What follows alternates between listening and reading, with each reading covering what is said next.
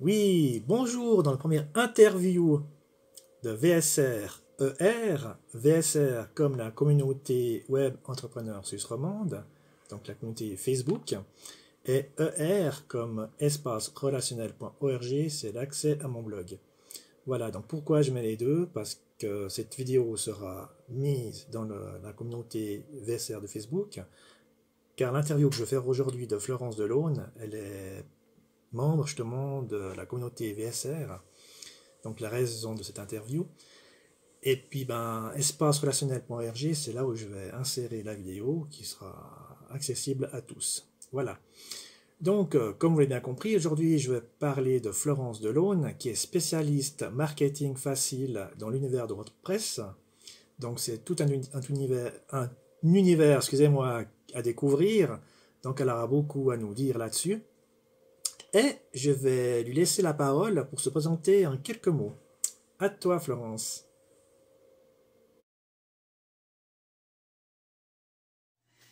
Oui, alors salut Sébastien, merci beaucoup pour ton accueil dans la communauté.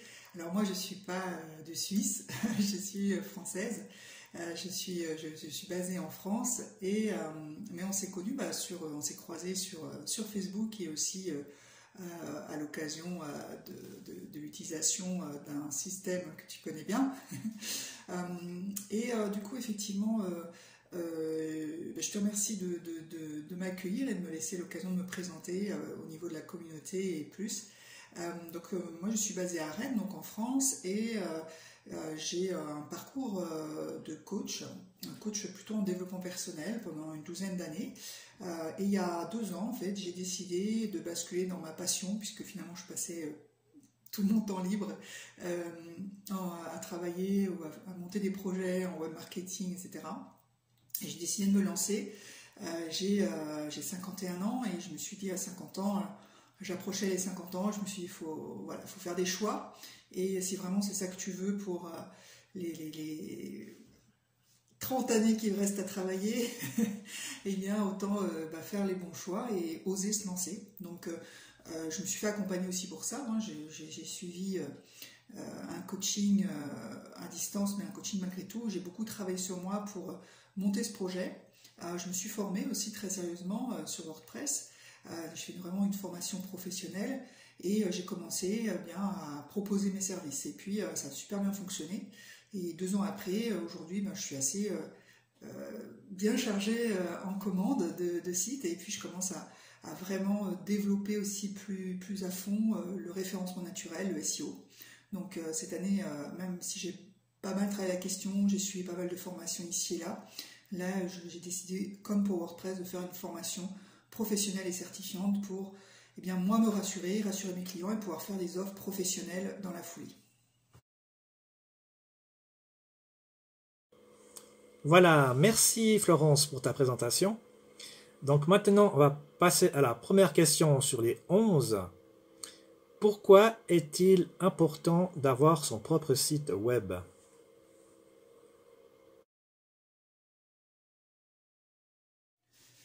Alors effectivement, c'est très important d'avoir son propre site web. Pourquoi? Pour son autonomie. C'est tout comme d'avoir sa propre liste de contacts sur un autorépondeur. C'est important parce que effectivement, si c'est bien de travailler sur les réseaux sociaux, beaucoup de gens se disent ça coûte moins cher effectivement de créer, ça coûte rien de créer une page Facebook ou de créer un profil LinkedIn et de faire des articles, des posts, etc. ou un compte Instagram, peu importe le réseau social qui est choisi. C'est bien, sauf que quand Facebook, Instagram ou LinkedIn ou autre change sa politique ou carrément si un jour vous décidez de fermer, vous perdez tout en fait. La communauté en fait ne vous appartient pas. De toute façon, dans tous les cas, elle n'appartient pas, mais je veux dire, si le réseau social ferme ou change sa politique et que ça ne vous convient pas, eh bien vous devez effectivement faire une demande de migration de votre communauté, ce qui n'est pas évident. Et donc l'idée c'est de coupler. Pour moi, le cœur, c'est un site qui vous appartient, un site dont vous avez aussi une sauvegarde, donc qui vous permet aussi de migrer si vous voulez changer d'hébergeur, mais un site qui est vraiment à vous, avec, si possible, bien sûr, un autorépondeur pour avoir une liste de contacts qui est, que vous pouvez utiliser, quel que soit l'endroit dont vous faites un endroit où vous publiez. Donc l'intérêt d'un site internet, c'est ça, c'est d'avoir le cœur, le site internet, et puis les réseaux sociaux qui font venir du flux vers le site internet, ce qui va améliorer eh bien, son trafic, et du coup avoir aussi une incidence sur le référencement.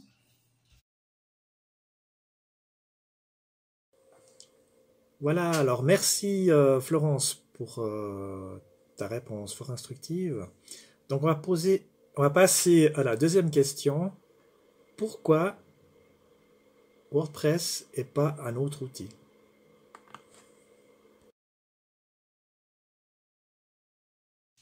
Alors c'est une question qu'on me pose souvent, et puis bon, moi maintenant je ne me la pose plus puisque j'ai décidé d'être spécialiste WordPress. Des fois les gens me disent mais tu fais pas autre chose? Non, je ne fais pas autre chose, je ferai du WordPress, que du WordPress, rien que du WordPress. Alors pourquoi? Parce que bon, déjà WordPress c'est le Content Management System, le CMS le plus utilisé au monde, donc c'est pas pour rien. En fait c'est un système qui est très souple, qui est très adaptable, très évolutif. On peut démarrer avec un site vitrine et rajouter une boutique en ligne ou ce qu'on veut en fait dessus, tellement je crois il y a plus de 50 000 extensions possibles, donc c'est absolument énorme. Et aussi WordPress est très adapté en fait au code. Alors moi je suis nulle en code, mais le code de WordPress est très adapté en fait au référencement Google, donc ça convient très très bien, et il y a aussi des extensions qui facilitent le référencement. Aussi une chose importante, c'est que, alors, comme je dis, moi je ne fais pas de code, donc je suis, enfin si, je suis bien placée pour le dire, c'est-à-dire que l'avantage aussi de WordPress par rapport à d'autres CMS comme Wix ou autres, c'est qu'en fait on a accès au code.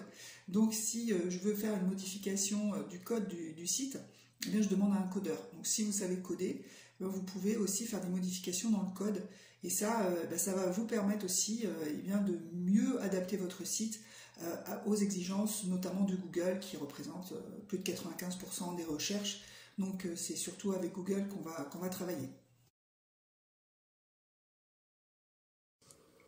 Alors, merci Florence pour ta réponse. Donc maintenant, nous allons passer à la troisième question. WordPress est-il vraiment facile à prendre en main? Ben, comme on dit sur WordPress, tout le monde préconise WordPress, que c'est bien, que voilà, avec ça qu'il faut prendre. Est-ce vraiment vrai, quoi? Donc, on sait que WordPress, c'est assez, comment dire, c'est assez puissant parce qu'il y a plein d'extensions qu'on peut installer, qu'on peut ajouter, hein. C'est comme s'il y avait une planète et puis qu'on rajoute des satellites tout autour. Donc voilà, je pense une question assez pertinente. WordPress est-il si facile à prendre en main?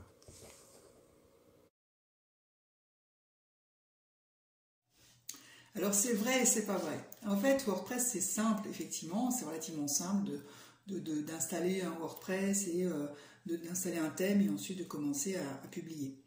Ce qui est plus compliqué, c'est de publier correctement, c'est-à-dire de faire des pages qui ont de la gueule, qui soient esthétiques, aussi que le parcours de l'internaute soit le plus court possible, hein, puisque ça va être un critère en fait très important aujourd'hui.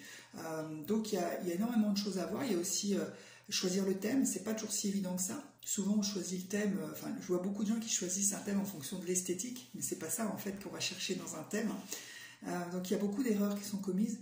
Puis comme je disais dans la présente question, il y a plus de 50 000 extensions, donc il faut choisir les bonnes, parce que si on choisit deux extensions qui ne sont pas compatibles, on peut créer des bugs, ou on peut aussi créer des bugs entre un thème et une extension. Donc il y a pas mal de petites choses à savoir, il faut faire attention. Alors bien sûr, on peut créer un site WordPress en suivant des tutoriels gratuits sur YouTube. Il y en a plein, il y a beaucoup de choses gratuites. Moi-même, je propose quelques tutoriels gratuits, mais moi, je sais qu'en suivant des tutos gratuits, ça m'est arrivé de faire cracher un site. Donc, c'est pour ça que j'ai préféré me former. Après, quand on cherche bien, quand on prend son temps, en fait, soit c'est beaucoup de temps. C'est plus du temps, en fait, que de la complexité, mais c'est aussi de la réflexion. C'est aussi de rester calme, de ne pas paniquer quand ça bug. Il y a aussi, je pense qu'il y a aussi une facilité à aller discuter avec des supports et puis éventuellement en anglais. Donc voilà. Après, il y a pas mal de groupes d'entraide sur Facebook ou autres. Moi, je m'en méfie. À la fois, je les suis pour certaines questions, mais je vois des fois des réponses. Il y a des gens qui répondent n'importe quoi. Donc voilà, il faut bien savoir auprès de qui on va chercher ces tutos quand on veut faire du gratuit. Et puis voilà, il ne faut pas non plus hésiter à faire appel à un professionnel parce que on n'est pas obligé pardon, moi je ne fais pas que des sites de zéro entiers, quoi. Ça m'arrive aussi d'intervenir sur des sites qui sont déjà construits pour améliorer, pour corriger une erreur, etc. Donc c'est pas forcément de la création de sites de but en blanc.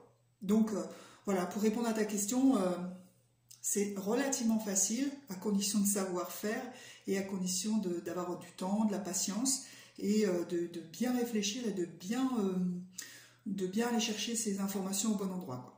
Voilà, c'est un peu ça. Après, une fois qu'on est habitué, une fois qu'on a pris en main un site, en général, ça va relativement bien, surtout quand on fait un site assez simple. Merci à Florence pour tes réponses. Donc voilà, là je passe à une autre question. Donc voilà, j'ai un site WordPress à réaliser, mais voilà, je peine. Je n'ai pas le temps surtout. C'est clair, on dit que tout est facile, qu'on peut tout faire soi-même, mais c'est faux. On peut pas tout faire. Donc voilà ma question, voilà, j'ai pas le temps de faire mon site WordPress. Bon, par contre, je peux faire 2-3 choses dessus, ajouter des articles si je veux, ou voilà, bricoler un petit peu, mais pas passer des heures. Et j'aimerais savoir combien coûte la réalisation d'un site WordPress. Donc, bien entendu, j'irai pour un blog déjà. Un blog et une vidéo, disons. Voilà, combien ça coûte à peu près.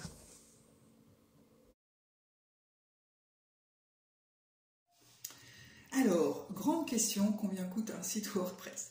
Alors, en fait, c'est difficile de répondre à cette question-là parce que je te réponds que ça dépend en fait. Et alors, aujourd'hui, tu vas trouver tous les tarifs. Tu as même des gens qui vont te faire des sites à 100 balles. Moi, j'ai vu des sites à 100 balles. Non, j'ai vu même des sites à plus cher que ça, mais quand je vois le résultat, je me dis waouh, ça fait peur. Après, je prétends pas faire les meilleurs sites pour WordPress, loin de là. Moi, j'essaie de travailler proprement, simplement. Je sais aussi mes limites, donc je sais aussi ce sur quoi je veux progresser. Ce qui est génial dans WordPress, c'est qu'en fait, on peut toujours progresser, apprendre des nouvelles choses.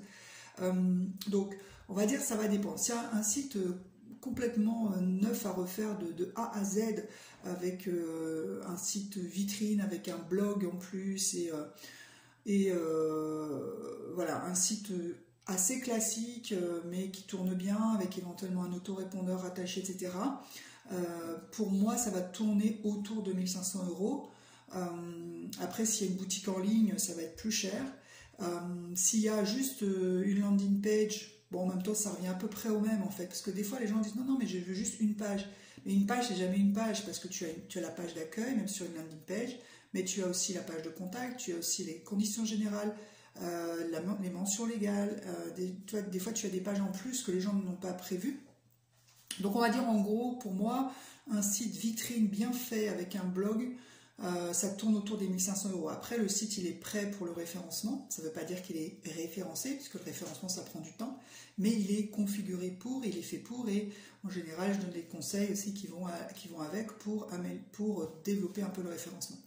Après, si la personne elle a déjà construit son site, mais qu'elle se rend compte qu'elle n'a pas le temps, etc., bah, ça va être différent parce que déjà, si le nom de domaine est acheté, parce que quand je te dis de A à Z, ça veut dire aussi acheter le nom de domaine, mettre en place l'hébergement, installer WordPress sur l'hébergement, tout ça c'est compris. Moi je fais aussi du conseil préalable, quand je te dis 1500, je fais aussi un travail de recherche de mots et d'expressions clés, je fais aussi une aide, un accompagnement à la recherche des couleurs, de la typographie, si la personne n'a pas fait appel à un graphiste en plus. Donc c'est un peu tout ça qui joue, tu vois, et ça veut dire que finalement les prix sont assez malléables.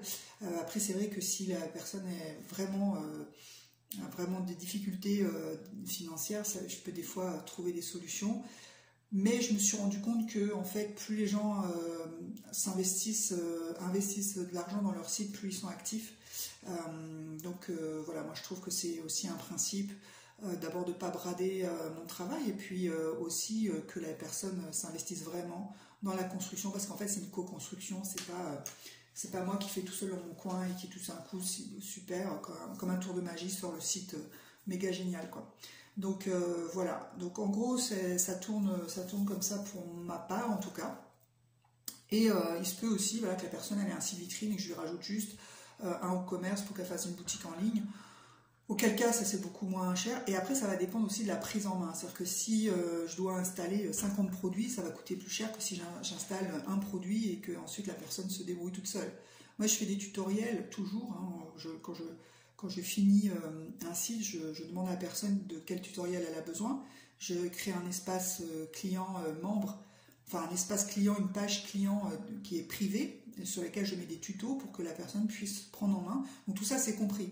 Et ce qui est compris aussi dans ce prix que je t'indique, c'est que je peux offrir un thème premium. J'ai travaillé avec Elementor, j'offre aussi Elementor Pro.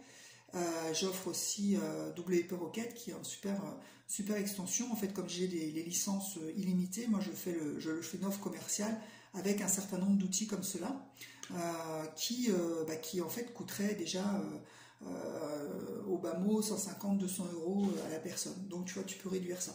Après, quand c'est les copains, comme le réseau, comme la communauté que tu pilotes, il y a aussi une petite promotion. Donc voilà, ça se discute après en fonction aussi du réseau et puis de la motivation aussi que j'ai à faire des sites. Donc voilà, et puis voilà. En gros c'est ça. Je pense qu'on peut trouver effectivement beaucoup moins cher, ça ne me dérange pas du tout. Parce que je sais aussi la valeur que les choses ont, mais on peut aussi trouver beaucoup plus cher. J'ai aussi des clients qui me disent waouh, c'est super pas cher ce que tu proposes. Donc voilà, en fait le prix c'est super relatif. Il y a des gens qui trouvent hyper cher, des gens qui trouvent vraiment pas cher. Donc bon, moi je pose mes prix, j'ai appris comme ça aussi en formation. Hein, le prix n'est pas tombé comme ça des nues, hein, ce sont les formateurs je suis partie sur les prix conseillés par mes formateurs. Donc voilà, et j'essaie de faire du travail propre. Merci Florence pour ta réponse. Donc on entend beaucoup aussi sur internet qu'on peut aller chercher des tutoriels sur YouTube et puis voilà, on va un peu ici, un peu par là, on trafique gauche à droite, par des tutoriels qu'on trouve un peu partout. Mais est-ce que c'est vraiment vrai? Est-ce qu'on peut vraiment se débrouiller avec des tutoriels en cherchant dans diverses sources sur internet? Parce qu'on entend souvent, pourquoi on va payer un site ou une formation par exemple alors qu'on trouve tout sur internet. Voilà. Qu'est-ce que tu dirais là-dessus? Est-ce qu'on peut vraiment trouver tout sur internet sans débourser quoi que ce soit, sans poser de questions?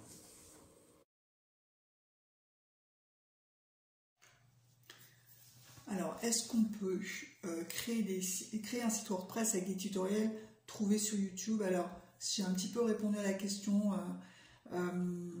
Oui, on peut, bien sûr. Il ne faut pas se tromper de tutoriel. Et puis, le problème avec ça, c'est que... en fait, le problème avec WordPress, c'est que vous pouvez mettre des extensions et qu'elles ne sont pas compatibles avec votre thème ou entre elles. Et du coup, ça va créer un bug. Le bug, si on n'est pas à l'aise, ça peut vite être paniquant. Donc moi, ça m'est arrivé. C'est pour ça qu'à un moment, quand j'ai décidé de me lancer, je me suis dit, je fais carrément une bonne formation et j'apprends les choses bien.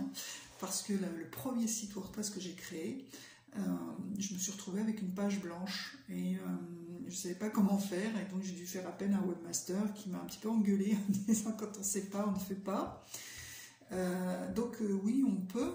Après, on risque de commettre des erreurs qui ne sont pas forcément... des fois qui ne sont pas graves, mais des fois il y a des erreurs qu'on ne voit pas à l'œil nu et qui en fait sont un peu embêtantes sur la vitesse du site ou sur des choses qui finalement vont être importantes pour Google après. Et puis voilà, donc oui, on peut, c'est tout à fait possible. Et au risque de commettre des erreurs, il y a aussi des groupes Facebook dans lesquels il y a des bons conseils parfois, et aussi parfois des grosses bêtises qui sont partagées. Donc voilà, on peut le faire, tout à fait. Mais je pense que si on veut vraiment un site professionnel, il faut mieux se former ou le faire faire. Voilà, enfin moi c'est mon point de vue. Voilà, merci pour ta réponse, Florence.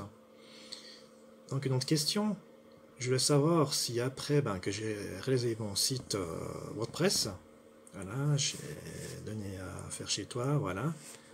Moi, ce que je veux savoir, est-ce qu'après, quand le site a été conçu, donc mon site WordPress, est-ce qu'après, ben, je peux me débrouiller moi-même, donc faire des transformations par moi-même? Est-ce que je peux faire des changements? Est-ce que je fais des choses, voilà, où c'est bloqué, où je suis obligé de me retourner vers la personne qui a réalisé mon site? Ou est-ce que je peux le faire moi-même par la suite? Voilà. Donc voilà, la question, c'est que voilà, j'ai délégué à faire donc, mon site, donc la base. Est-ce que moi ensuite, ben, je peux faire le reste? Voilà. Sans passer ben, par une personne où je dois à nouveau sortir des billets. Alors effectivement, j'ai créé une formation en fait, donc qui est une formation sous forme de tutoriel de A à Z, donc comment créer son site internet avec WordPress. Effectivement, bah là la personne elle est autonome. Alors ce que j'ai fait, ce que j'ai prévu dans la formation, c'est des boutons qui s'appellent les boutons Help, qui portent bien leur nom, c'est-à-dire que s'il y a un souci, il m'appelle. Donc ça déjà, tu es dans la formation et puis tu t'en sors pas sur un module ou quoi, bah, tu as le bouton Help, donc moi je peux t'aider. À la fin de la formation, il y a un audit aussi de site, donc qui permet aussi de faire le point sur la réalisation et pouvoir améliorer si besoin. Et si vraiment c'est pas possible que la personne ne se débrouille pas du tout, elle a pas le temps, parce que comme je dis encore une fois, c'est une question de temps. En fait, il faut accorder le temps qu'il faut à la création d'un site, c'est pas anodin. Dans ce cas-là, simplement, je reprends le site en main et je déduis le prix de la formation, bien sûr, sur la réalisation du site. Donc ça, c'est tout est possible à partir du moment où on est positif, constructif et qu'on est en bonne intelligence, en fait. Voilà, donc j'ai vu sur ton site que tu proposes des formations, donc je savais déjà depuis un moment. Donc j'aimerais savoir si je passe par ta formation WordPress, donc avec toi, qu'est-ce que je vais apprendre exactement? Qu'est-ce que je vais apprendre? Si je décide de me former moi-même et me débrouiller tout seul à concevoir mon site WordPress, qu'est-ce que je vais apprendre exactement en prenant ta formation sur la réalisation d'un site avec WordPress?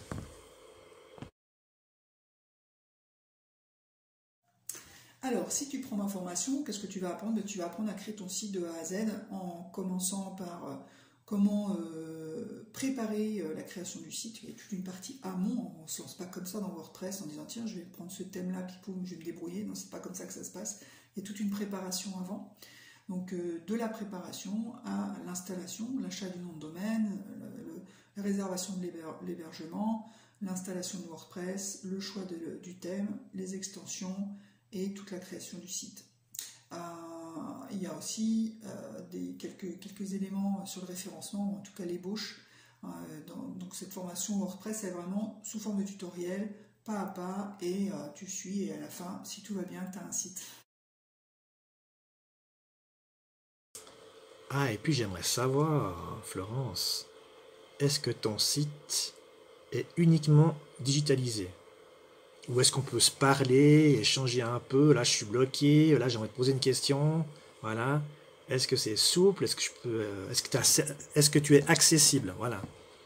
Je suis bloqué à quelque part, je sais pas comment faire. Est-ce que je peux, voilà, sortir de cette forme de digitalisation? Je vais arriver pour te parler, par exemple.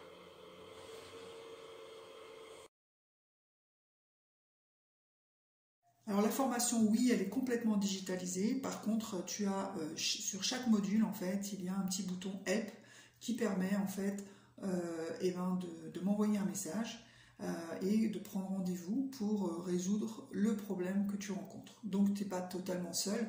Quand tu as vraiment besoin, tu as tout ce qu'il faut pour me contacter. Et par ailleurs, à la fin de la formation, quand ton site est terminé, tu as un audit de site qui te permet que je jette un œil complet, je jette un œil à ton site et je te dis ce qui va et éventuellement ce qui ne va pas et ce que je te suggère d'améliorer. Donc tu es seul tant que tu avances. Donc je favorise l'autonomie, mais bien sûr je suis toujours là s'il y a des questions et des blocages, parce qu'il ne faut pas rester bloqué. Et maintenant, passons à cette variante. J'ai déjà un site WordPress, voilà, qui est en route. Là, j'aimerais faire des changements et puis je suis bloqué, j'ai pas le temps, je vais me prendre la tête avec la technique. Voilà. comment ça se passe avec toi? Est-ce que je peux te demander un coup de main, même si c'est pas toi qui l'as conçu ou quoi que ce soit? Est-ce que je peux passer par toi? Comment ça se passe exactement? Je t'écoute, Florence. On t'écoute.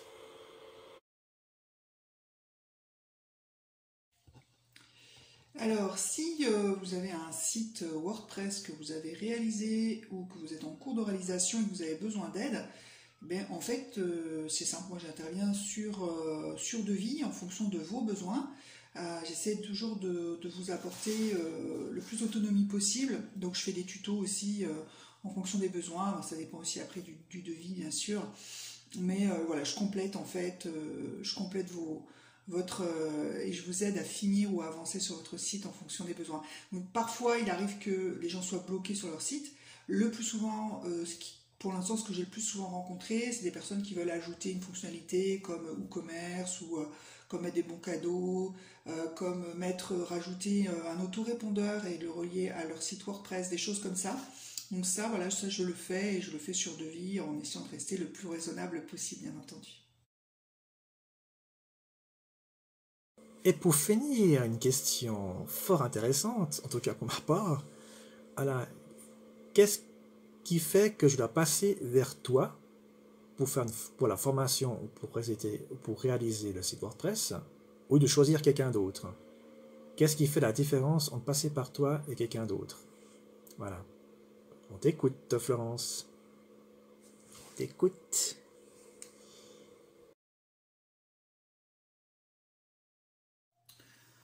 Bah alors, j'ai envie de dire le feeling. Premièrement, parce que moi je travaille beaucoup. D'abord, moi je travaille vraiment dans la bonne humeur et de la détente. J'ai horreur qu'on me stresse. J'ai horreur qu'on me mette la pression. Moi je la mets un peu au client, hein. Donc, mais voilà, j'ai envie de dire d'abord le feeling, l'envie de bosser ensemble. Ça c'est pour moi le critère le plus important. Donc si ma tête vous revient pas, mais ne travaillez pas avec moi tout simplement. Euh, Après, je pense que ce que les gens disent de moi quand ça se passe bien, et c'est 99% du temps, heureusement j'ai un ou deux couacs ma petite carrière, mais c'est pas grave parce que je sais pourquoi et ça m'apprend aussi. Mais si vous allez voir les témoignages que j'ai sur LinkedIn ou sur Google My Business, ça va quoi. En général, je m'entends bien avec mes clients et c'est super top et on s'éclate et souvent on continue ensemble.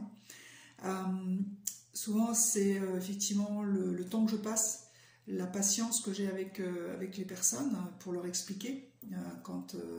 Des fois, des choses qui sont simples pour moi, mais comme moi, il y a des gens qui m'expliquent des choses compliquées. Enfin, en fait, on est tous à différents niveaux de connaissances et de compétences. Et moi, il y a des gens qui m'apprennent et moi, j'apprends à d'autres. Et puis, c'est tout. C'est comme ça. Il n'y a pas à culpabiliser ou sentir. Il n'y a pas de questions idiotes, quoi, je dirais. Moi, je pose plein de questions des fois qui me semblent idiotes à des gens qui sont au-dessus de moi et voilà, ils me répondent gentiment et ça c'est cool. Moi j'aime bien les gens gentils. Moi j'aime bien la gentillesse en fait. Donc après je pense que voilà, les gens me disent aussi le fait que j'ai été 12 ans coach, je pense que j'accompagne aussi, j'aide à faire émerger. Ce qui est compliqué quand on est client, je pense, c'est par exemple de rédiger ses textes. Le qui suis-je? Waouh, c'est super compliqué en fait. Donc soit alors on peut faire appel à un rédacteur, moi je peux mobiliser des gens, mais bon des fois on n'a pas le budget pour rajouter quelqu'un qui va écrire les textes. Mais du coup moi j'essaye dans ce cas-là bah, de donner des pistes, des astuces pour pouvoir rédiger ces parties un petit peu plus complexes. Je donne mon avis aussi, mais souvent voilà c'est par un mode de coaching où j'essaye de comprendre qui est la personne, ce qu'elle propose et quel est son métier. Et j'essaye de vraiment lui proposer le site, les couleurs ou l'ambiance qui va vraiment correspondre à ce qu'elle veut. Donc ça, je pense que cette relation-là, elle est assez intéressante. Et c'est vrai que du coup, je travaille beaucoup avec des coachs ou des gens du développement personnel ou aussi ouais, tout ce monde-là, bien-être, développement personnel, c'est un monde dans lequel j'ai beaucoup baigné, donc je suis assez à l'aise. Puis après, des fois, je fais des sites complètement différents. Mais voilà, je crois que c'est cette relation, cette écoute. Voilà, puis je maintiens que voilà, j'ai des tarifs qui sont très raisonnables par rapport à la production et je fais du suivi aussi. Alors il y a aussi ça qui est intéressant, je pense, c'est que, alors je disais tout à l'heure que quand je livre un site, je le livre avec des tutos si la personne me le demande, et si tout s'est bien passé, je livre vraiment les tutos pour la prise en main. Je peux aussi faire la maintenance du site dans la foulée. Donc pendant un mois, la maintenance est gratuite. Ensuite, elle est payante, mais c'est pareil, mes tarifs sont vraiment assez bas. Voilà, j'essaie d'être réactive. Donc tout ça, mis bout à bout, fait qu'en général, ça se passe très bien avec mes clients.